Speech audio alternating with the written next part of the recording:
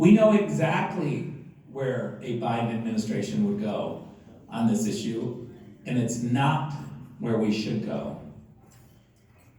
We're very proud of the work that we've done to bring these two sides together, to talk about economic development, to focus what Donald Trump does best, which is build economies, create jobs.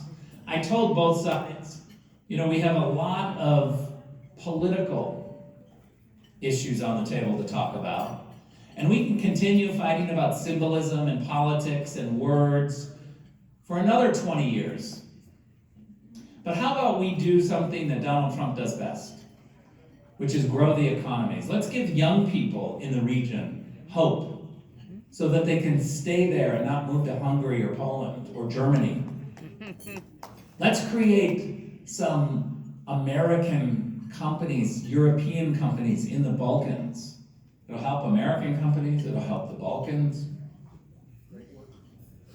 One of the things that I'm really proud of in this agreement is that the Serbian government agreed to diversify its energy.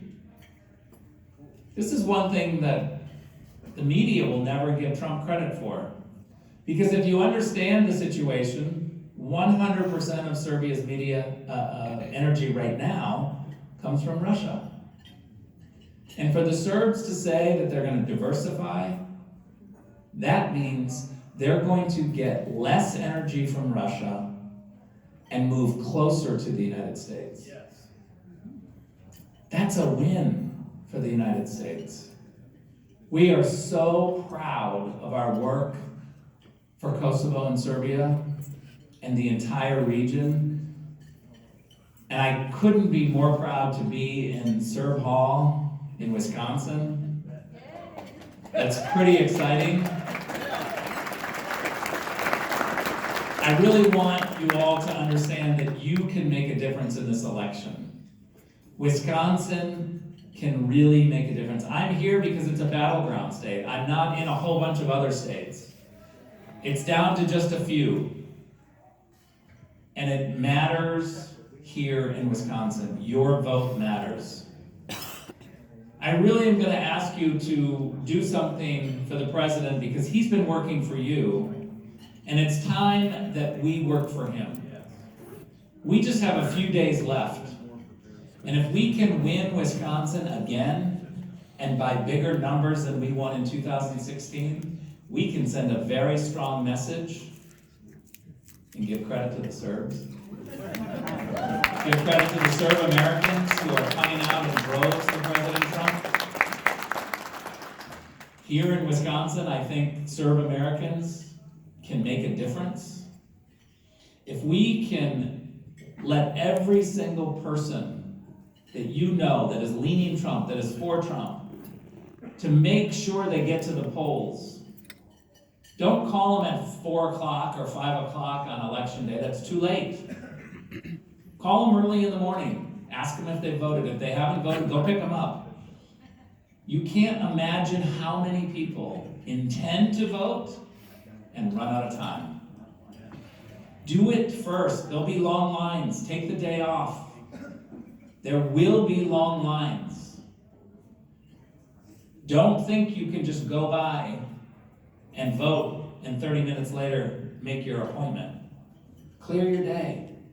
Go talk to other people. Drag them to the polls.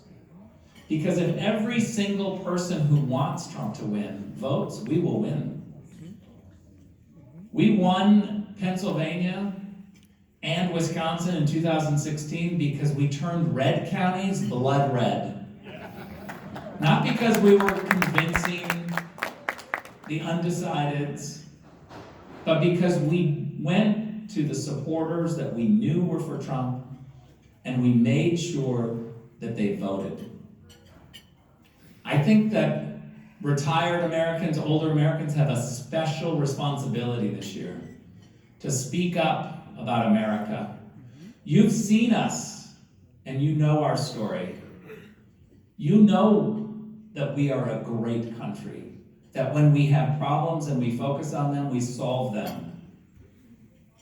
I hope that if you're retired, if you're older American, that you will speak up over the next several days. Talk to your children, your grandchildren, tell them the story of America. You've seen America rise through difficult situations.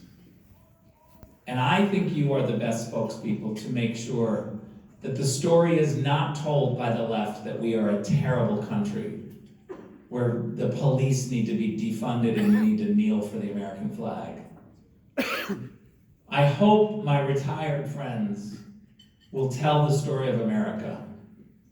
And I hope that first and second generation Americans will also speak up and be loud.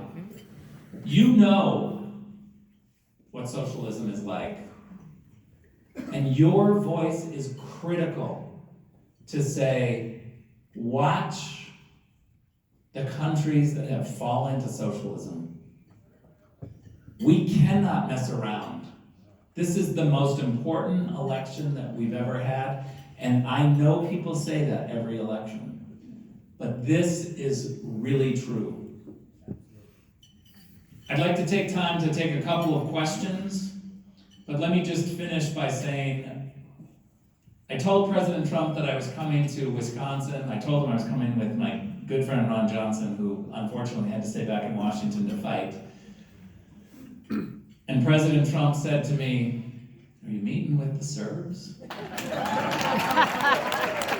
I said, "Yes, sir, of course. I'm going to Wisconsin. I'll be meeting with the Serb Americans." And he said, "Well, you tell them that that agreement was hard fought and that we are really excited to implement the 4 economic agreements that we've been able to come to agreement on." So that's a direct message from the president. We're proud that he sat with President Vučić in the Oval Office, and President Vučić invited him to Belgrade. He described Belgrade, and I jumped in and I said, "Oh, Mr. President, Belgrade's an amazing city, you gotta go." And the president said, "I'm gonna go. I'm gonna go to Belgrade after I win re-election and I go as President of the United States." Thank you very much. I'd like to take a couple of questions, and I'm happy just to spend a couple of minutes here. Yes.